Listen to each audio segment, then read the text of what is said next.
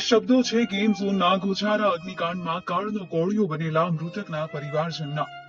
વેરાવળના નવ દંપતીના મૃતદેહ ગત મોડી રાત્રે વેરાવળ ખાતે આવી પહોંચતા સમગ્ર વિસ્તારમાં કાળો કલ્પાંત જોવા મળ્યો.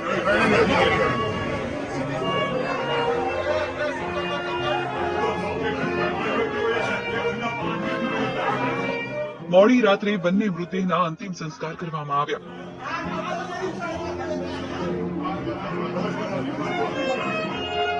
મૃતક વિવેકના 2 માસ પૂર્વે જ રાજકોટની ખુશાલી સાથે લગ્ન થયા હતા. વિવેક પત્ની સાથે રાજકોટમાં મેરેજ સર્ટિફિકેટ કઢાવવા આવ્યો હતો. જોકે દુર્ભાગ્યે પરિવારને પુત્રનું ડેથ સર્ટિફિકેટ મળ્યું. શનિવારે સવારના નીકળી ગયો. બપોરના 7 વાગે એમને ખબર પડી. અમે ફોન કર્યો, ફોન ન લાગ્યો. અમે ટીવીમાં સમાચાર જોતા હતા તો એની બેબીએ મને ફોન કર્યો અને અમે જાણ કરી કે આ શું છે. તો અમે આ એના સસરાને જાણ કરી ભાઈના.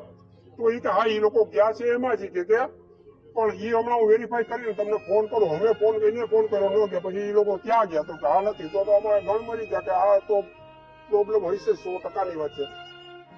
આ સિવાય આ અગ્નિકાંડમાં ગોંડલના 2 આશાસ્પદ યુવાનોનો પણ ભોગ લેવાયો છે. જે પૈકી ખરેડાના યુવકની ઓળખ થયાના 72 કલાક બાદ તેમનો મૃતદેહ પરિવારને સોંપાયો હતો. શત્રુઘ્નસિંહ ચુડાસમા શનિવારે તેમના 3 મિત્રો સાથે ગેમ ઝોનમાં ગેમ રમવા ગયા હતા. જેમાં આગ લાગતા પૃથ્વીરાજસિંહે પતરા તોડી કૂદકો માર્યો હતો. જ્યારે તેના મિત્રો સત્યપાલસિંહ જાડેજા અને શત્રુઘ્નસિંહ ચુડાસમા બંને જીવતા ગુંજાયા હતા. ગોંડલ આશાપુરા રોડ પર આવેલા તેમના નિવાસ સ્થાનેથી નીકળેલી અંતિમ યાત્રામાં ભારે હૈયે લોકો જોડાયા હતા.